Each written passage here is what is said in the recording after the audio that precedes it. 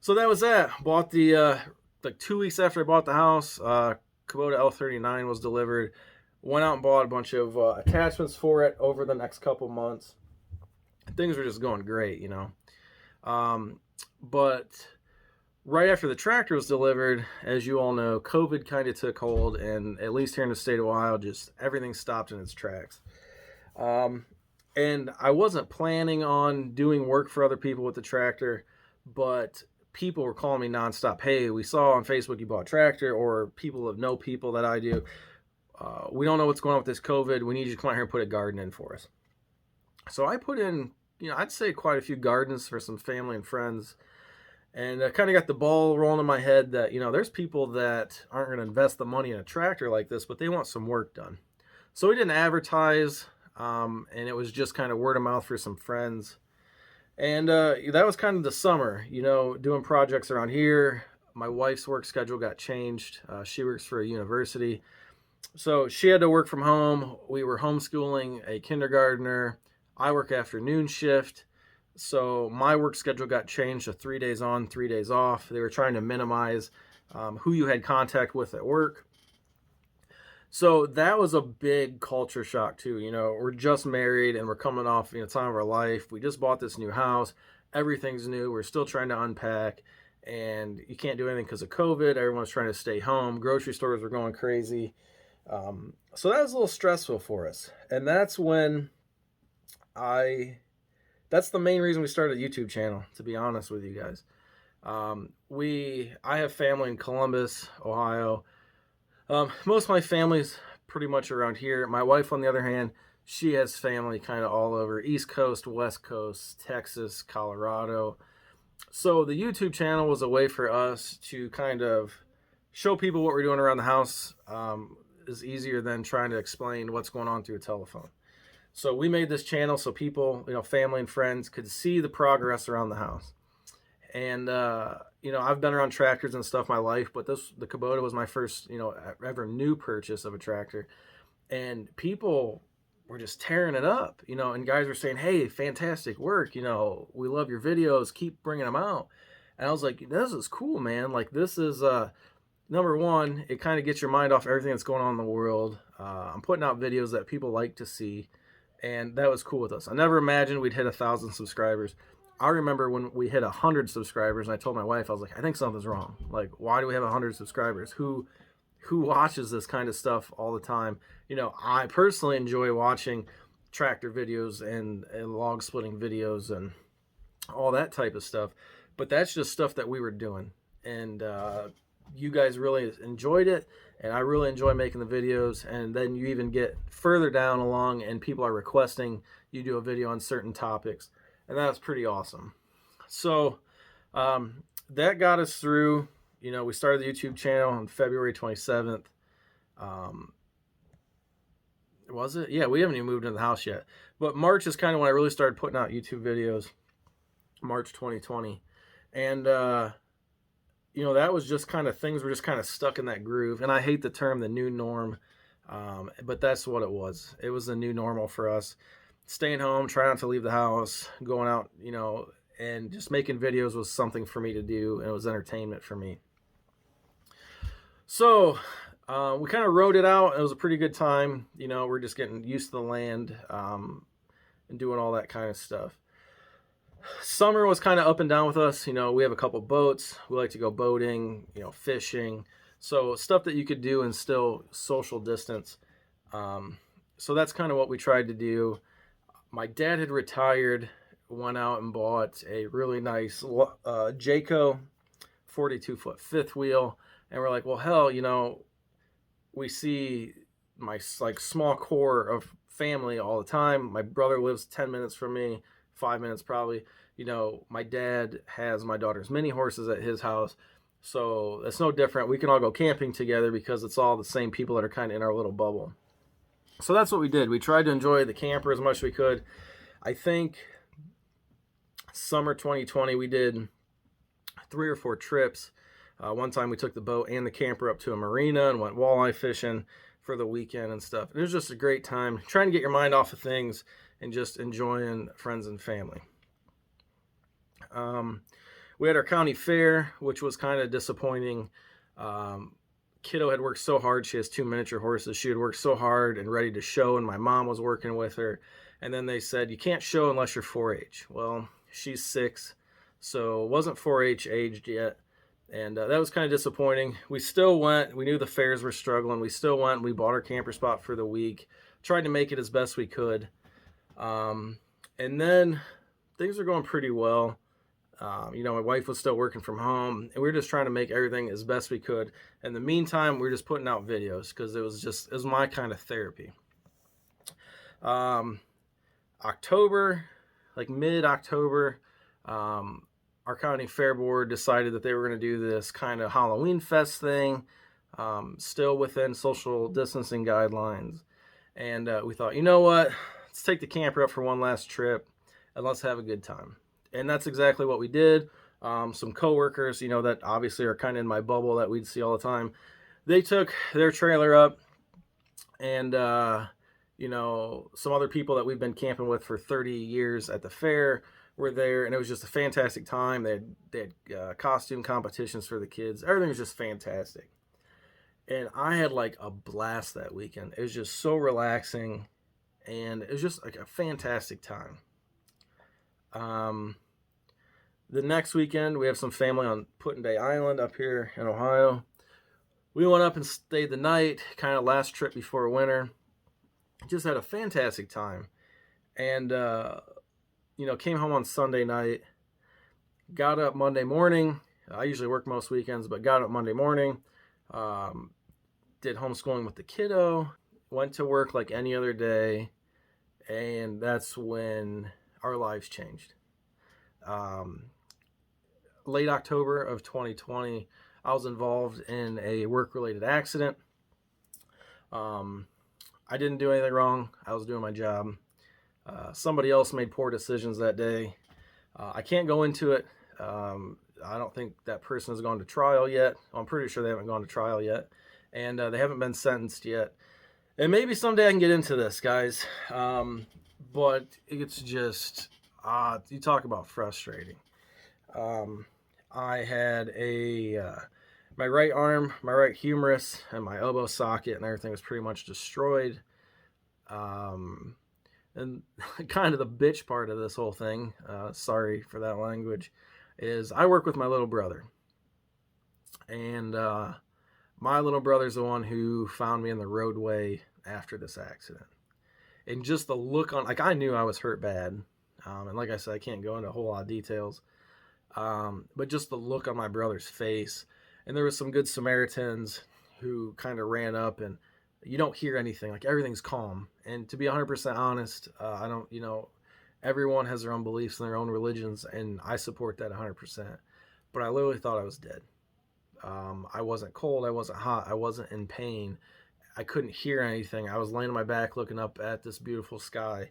And then just like someone turn on a faucet, you hear people screaming and people crying and people yelling to call 911. And, I knew my arm was bad, but I didn't know how bad. And I've gotten some comments on this channel of people saying, hey, dude, like, you're a fresh of breath air. We love watching your videos. You're always positive. Positivity can be a bad thing sometimes. So I guess let me backtrack for a second. They loaded me up in the ambulance. They're trying to stabilize me before they roll out. The medics cut my coat off of, and I just hear them say, we got blood. And I said, what do you mean you have blood? And evidently, my right humerus was really tore up, broken into I don't know how many pieces. Some of the pieces had poked out the back of my arm and now had went back into my arm, which they were really worried about infection. So ran me to the hospital, and if you've ever been in a level 1 trauma center, it's like within 30 seconds, everyone's ripping your clothes off of you. You got doctors yelling. I'm trying to answer these doctors. No one's listening. I got a collar on, and I remember, like, that's when the pain sunk in. Like, the medics were giving me some pretty high doses of stuff on the way to the hospital, but having to move your arm for testing, and it was just excruciating pain, and something I hope I never have to do again. But here's where the positivity part kicks in. So me being somewhat of a positive smartass, they were pushing me from one test to another. Um, and this was right after I'd heard them say that they believed they knew I had a right fracture of my arm, because obviously my arm was just hanging there. There was nothing holding the lower part of my arm to the upper part of the arm. It was just flopping. They yelled out that they believed I had a broken right hip, broken right pelvis, broken right leg, and I believe a broken foot or an ankle. And they weren't sure about brain damage. And that's kind of sobering, you know. But I never lost consciousness. And they're pushing me from test to test. And there's this doctor, you know, talking to me when they're pushing me from test to test. And the doc said something to me. And I said, "Hey, doc, I got a question." And they go, "Yeah, what can we do for you, sir?" I said, "You are going to have me ready for the second half of duck season, right?" Wrong thing to say to a trauma doctor. Two doctors jumped down my throat saying, "I don't know how lucky I am to be alive. No one goes through what I just went through without either having a broken back, broken neck, or severe brain damage." So at that point, I was like, okay, take the arm. I don't care, man. Take the arm, you know. But other than that, medical staff was fantastic. I had about an 8-hour surgery. Those guys trying to put my arm together. Didn't happen for a while. They couldn't do the surgery right away because obviously they couldn't get the bleeding in my arm to stop. So I was in the hospital for 5 days after my surgery. I came home as excruciating pain for weeks and weeks.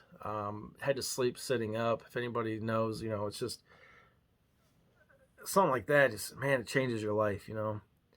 And the biggest part for me was the fact that I always looked at myself, you know, my wife can do everything a man can do. And people have told me a million times over, and especially after all this, they're like, "Man, you married way out of your league, man. Like, your wife's beautiful, she's a hard worker, she's smart, she has a good job, you know, she'll run a tractor and a chainsaw and wood splitter and doesn't think twice about it." And my wife is the most amazing person I know. And I guess if you could say love at first sight, I loved her from the first time I saw her when I was in high school. But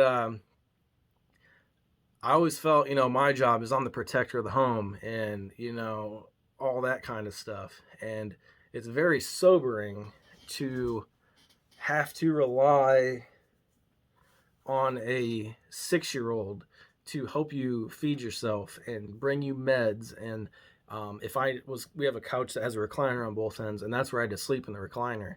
And you know, I'd wake up crying in the middle of the night because I couldn't get up to get my meds, and didn't want to wake my wife and my daughter up.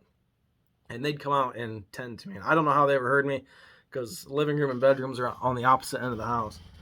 But man, that's kind of still hard to talk about sometimes. But that's just been the hardest part for me is, you know, I have what some people would say be a stressful job, you know, and I haven't been back to work since all this happened. And so everyone's always like, you know, have positive avenues where you can reduce stress, or have a hobby where you fish or you go hunting or you go hiking or whatever. Now, we do all of those things, but if I had a bad day at work, you know, I would never bring work home with me. And that's probably the hardest part is everything that happened had to come home with me because there's nowhere else for it to go. And when I get stressed out and I get frustrated, I just want to go out and start up a chainsaw or jump on the tractor or go, you know, split firewood. And there's been videos of that lately, but that's my wife and my dad doing everything, and my brother and friends.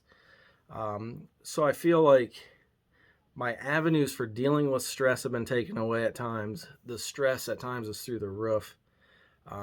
Another reason I put this video off is I just had a meeting with my surgeon today and his team. Now, I'm not going to get into details, but you guys know anytime you get hurt at work, there's a certain, you know, there's certain hoops you have to jump through, and there's people that are making your medical decisions for you that aren't your doctors and your staff. And they've been really frustrated. Like, that whole process has been frustrating to me. I'm not getting answers when I want answers. I feel like the ball is being dropped at times when it shouldn't be. So today I met with my surgeon. He's also frustrated, And he goes, there's a time window when I need to have these other procedures done.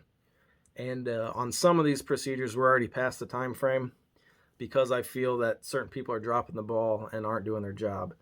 But I left his office today. I expressed my frustrations, and I was no sooner pulling the driveway, and I got a call and says, "Hey, you're scheduled for surgery next Tuesday. If this organization isn't going to pay for it, this needs to be done, and it's very serious, and it's going to get put on your personal insurance." So what are you going to do? I need this operation. There's probably going to be a third one after this one. But man, the frustration of all this stuff, So you talk about 2020 being a roller coaster for everybody. Like, one of my best friends dies. 6 days later, I'm getting married on the most beautiful places I've ever been in my life with friends and family. We come back, and then there's a little bit of frustration trying to get a house ready to sell to meet someone's, standards. And it wasn't even anything big. Like, I took really good care of my house. But there's always those little things that need tweaked. And then you sell a house, and then you have all the stress of moving in and settling in, and then COVID happens, and your whole summer is, I'm not going to say ruined. My sister-in-law works in healthcare. I understand how serious this is. My dad had COVID. Other family members have, but it changed kind of everybody's life and path for a lot of people. And then things start to get better, and all right, we're going into the fall, and we can go, let's go. We can go duck hunting, we can go fishing, and we can go pheasant hunting and deer hunting. And when we bought this property, I cleared out 2.5, 3 acres and planted a food plot, and there's tons of deer around here. And I'm glad that 3 deer were shot on this property, actually 100 yards in front of this window that's to your guys' back right now. My wife shot an 8-point buck on the opening day of gun season. Her dad shot a doe, and another buddy shot a buck out here. But you put all this time and effort and work into trying to make this property what we want it to be, and you look forward to things, and that was robbed from me. So but let me say this, that you guys, a lot of people, some of the subscribers and people that watch this channel, we've become pretty good friends. We message on Facebook all the time, like my buddy David and Jody and you guys. It's just those people that have been here kind of from the start. Doing videos and putting videos out right now is like the biggest avenue for stress relief and keeping my mind on something positive right now. Like you say, there's a ton of changes, So my accident happened end of October.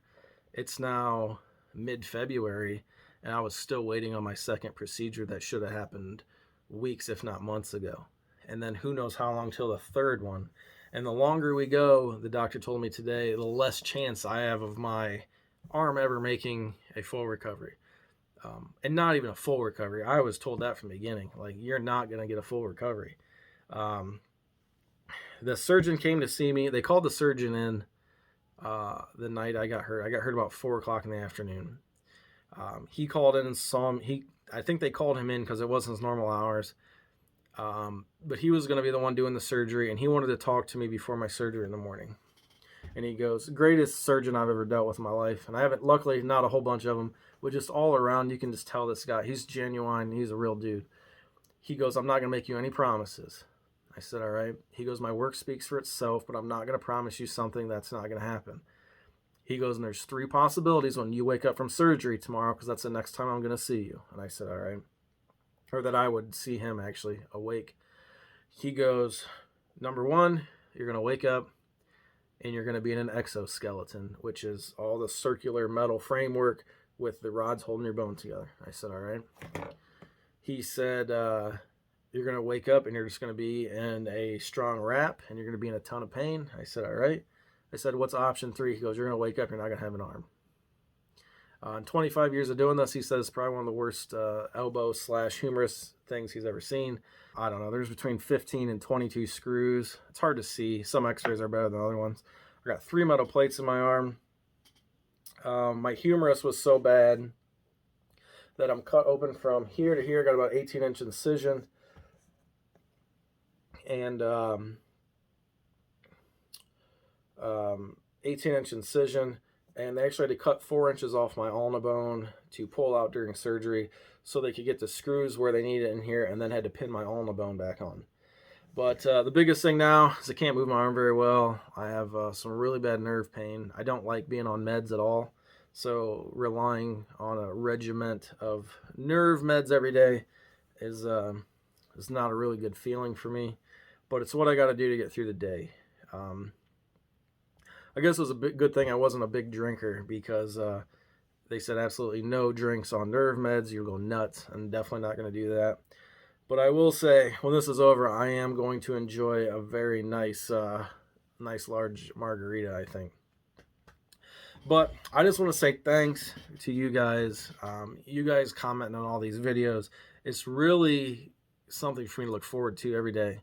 I have a great family. I have friends. I have a great support system. I have an amazing wife and a fantastic stepdaughter that's been around since she's been 2. So,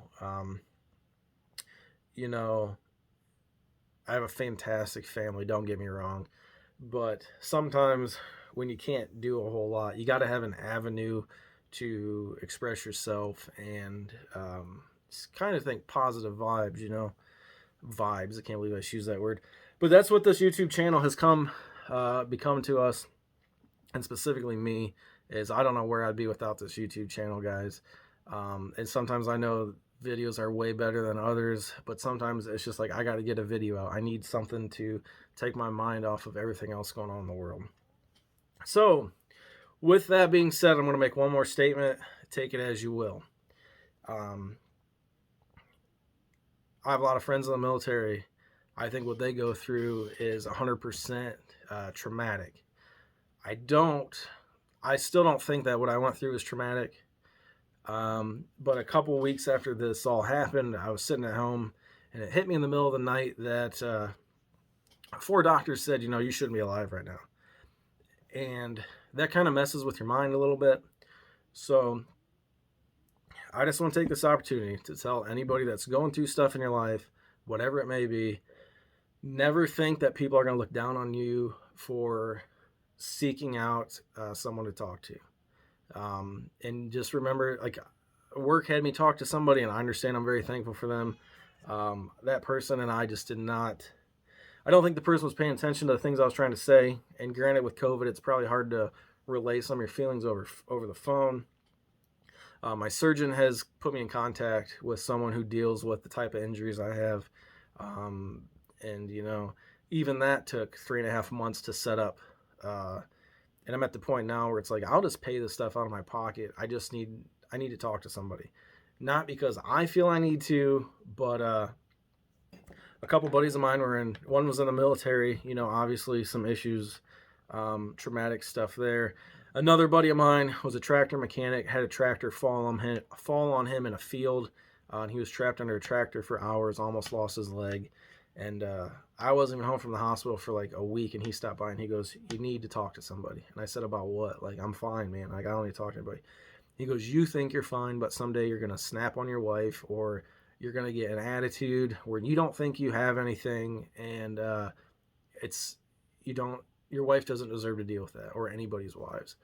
So it wasn't a big deal for me. Like, if there's things that I'm doing that I don't realize, I definitely don't want it to affect my marriage. I think 2020 has done a big enough issue of screwing with people and everything like that. So, but that's what I just wanted to talk about, guys. I was just waiting for the right time to do it. Sounds like Kiddo might have went to bed. They were chasing each other up and down the hallway a minute ago. But, oh, geez, we're coming on 40 minutes. I'm sorry, guys. This went way longer than I planned on it. But I feel if I cut out a lot of these parts, it just kind of won't see the whole big picture. So we'll bump this down to the 2 parts. So to everyone who comments, likes, subscribes, shares our videos, we have a Facebook channel, Pheasant Lane Farm.